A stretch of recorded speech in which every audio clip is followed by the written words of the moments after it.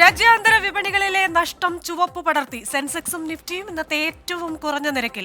American federal reserve നിരക്ക് കുറയ്ക്കൽ സമയവും നാലാം പാദ വരുമാനത്തിലെ അനിശ്ചിതത്വവും വിപണികൾക്ക് തിരിച്ചടിയായി. ഇലോൺ മസ്കിന്റെ ഇന്ത്യ സന്ദർശന പ്രതീക്ഷയിൽ EV വാഹന ഓഹരികൾക്ക് നേട്ടം. റിയൽ എസ്റ്റേറ്റ് കമ്പനി പൂർവങ്കരയുടെ ഓഹരി വില 16 വർഷത്തെ ഉയർന്ന നിരക്ക്.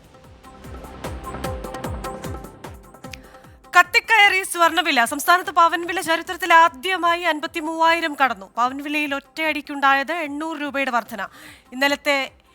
ഇന്നത്തെ വില പവന് 53,760 രൂപയും ഗ്രാമിന് 6,720 രൂപയും. അത്യാവശ്യക്കാർ മാത്രമാണ് സ്വർണം വാങ്ങാനെത്തുന്നതെന്ന് വ്യാപാരികൾ. രാജ്യാന്തര സ്വർണ്ണവിലയും കുതിപ്പിൽ. ഔൺസിന് $2,386. കുതിപ്പിന്റെ ട്രാക്കിൽ വെള്ളിയും ഗ്രാമിന് 90 രൂപയായി. രാജ്യത്ത് SIP-കൾക്ക് വൻ സ്വീകാര്യത. പോയ സാമ്പത്തിക വർഷം SIP-യിലൂടെ മ്യൂച്വൽ ഫണ്ടുകളിലേക്ക് എത്തിയത് 1,99,219 കോടി രൂപ. മുൻവർഷത്തെ അപേക്ഷിച്ച് നേടിയത് 28% വർധനയെന്ന് AMFI.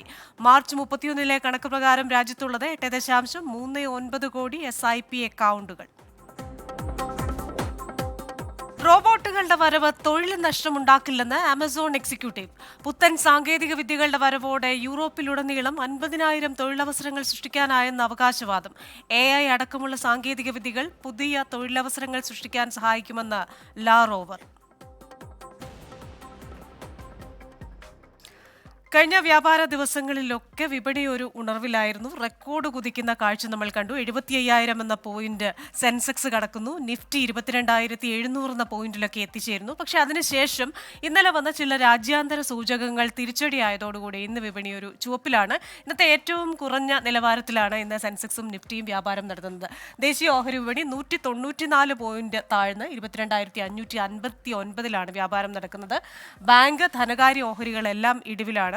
അമേരിക്കൻ ഫെഡറൽ റിസർവ് പലിശ നിരക്ക് ഉടൻ കുറച്ചേക്കില്ല എന്നൊരു സൂചന വരുമ്പോൾ ഈ ഒരു മേഖലയ്ക്ക് ഇടിവാണിപ്പോൾ സംഭവിച്ചിരിക്കുന്നത്. ഇനി ബോംബെ ഓഹരി സൂചിക നോക്കിക്കഴിഞ്ഞു കഴിഞ്ഞാൽ 74,442 എന്ന നിലയിലാണ് വ്യാപാരം തുടരുന്നത്. 600ഓളം പോയിന്റ് താഴ്ന്നാണ് ബോംബെ ഓഹരി സൂചിക വ്യാപാരം നടത്തുന്നത്. ഒപ്പം തന്നെ സ്വർണ്ണവിലയും കുതിച്ചുയരുകയാണ്. ഏപ്രിൽ മാസത്തിൽ 9ാം തവണയാണ് സ്വന്തം റെക്കോർഡ് സ്വർണം തിരുത്തുന്നത്. സംസ്ഥാനത്ത് നിന്ന് പവൻവില 53,000 കടക്കുകയും ചെയ്തു. നമ്മുടെ ഒപ്പം ശ്രീ പ്രിൻസ് ജോർജ് ഉണ്ട്, director DBFS. Good afternoon Shri Prince George. എന്തായാലും വിപണികളിൽ ഇന്നൊരു ചുവപ്പിന്റെ ദിവസമാണ്. അമേരിക്കയിൽ നിന്ന് വന്ന ചില വാർത്തകളുണ്ട്. നാലാം പാദ ഫലങ്ങളുമായി ബന്ധപ്പെട്ട ചില അനിശ്ചിതത്വങ്ങളുണ്ട്. അതേസമയം തന്നെ ഒരു സുസ്ഥിര ഗവൺമെന്റ് വരുമെന്ന ഒരു പ്രതീക്ഷയിലൊക്കെ ആയിരുന്നല്ലോ വിപണി. എന്താണ് ഇന്ന് സംഭവിച്ചത്? Good afternoon Christina. പ്രധാനമായിട്ടും ഇന്നലെ ഒരു ദിവസത്തെ ഒരു അവധിക്ക് ശേഷം ഇന്ന് മാർക്കറ്റ് ഓപ്പൺ ചെയ്തപ്പോൾ തന്നെ ഒരു ഗ്യാപ് ഡൗൺ വന്നു. സാധാരണ രീതിയിൽ ഇന്നലത്തെ മറ്റ് മാർക്കറ്റുകളൊക്കെ ട്രേഡ് ചെയ്തിരുന്നു. അമേരിക്കയിൽ നിന്ന് വന്ന ന്യൂസ് തന്നെയാണ് പ്രധാന വില്ലനായിട്ട് വന്നിരിക്കുന്നത്. അവിടെ ഇപ്പോൾ ഈ ഇൻഫ്ലേഷൻ വീണ്ടും കൂടുന്നു, ഈ ബോണ്ടിന്റെ ഈൽഡൊക്കെ മുകളിലേക്ക് പോകുന്നു, ഇൻട്രസ്റ്റ് റേറ്റ് കൂടുന്നു, ഇൻട്രസ്റ്റ് റേറ്റ് കുറയുന്നതിന് പകരം കൂടുന്നു ഒരു സിറ്റുവേഷൻ നിലനിൽക്കുന്നതുകൊണ്ട് തന്നെ ഇക്വിറ്റി മാർക്കറ്റിൽ ഒരു ചെറിയ പാനിക്നെസ് ഗ്ലോബലി ഉണ്ടായിരുന്നു. അതിന്റെ ചുവട് പിടിച്ച് ഇവിടെ വന്നു. ഇവിടെ മറ്റൊരു കാരണം കൂടെ ഉള്ളത്, ഇന്ത്യ ഈ മൗറീഷ്യസുമായിട്ടുള്ളൊരു ട്രീറ്റ് റിന്യൂ ചെയ്തപ്പോൾ ഫോറിൻ പോർട്ട്ഫോളിയോ ഇൻവെസ്റ്റേഴ്സിന് ടാക്സ് ബെനിഫിറ്റ്സ് എടുത്തു കളയത്തക്ക രീതിയിലാണ് ആ ട്രീറ്റ് വന്നിരിക്കുന്നത്.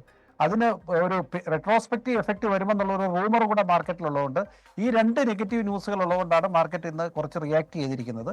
സ്വാഭാവികമായിട്ടും ഇനി ഇലക്ഷൻ എടുക്കുന്നതോടുകൂടി ഇത്തരത്തിലുള്ള ന്യൂസുകൾ കൂടുതലായിട്ട് വരികയും മാർക്കറ്റ് റിയാക്ട് ചെയ്യുകയും ചെയ്യും.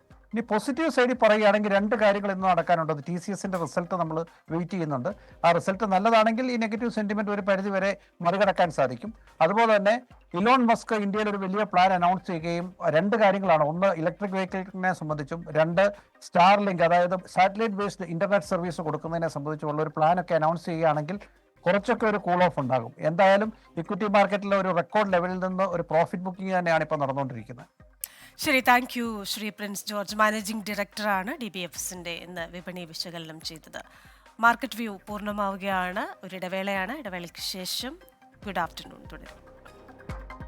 DBF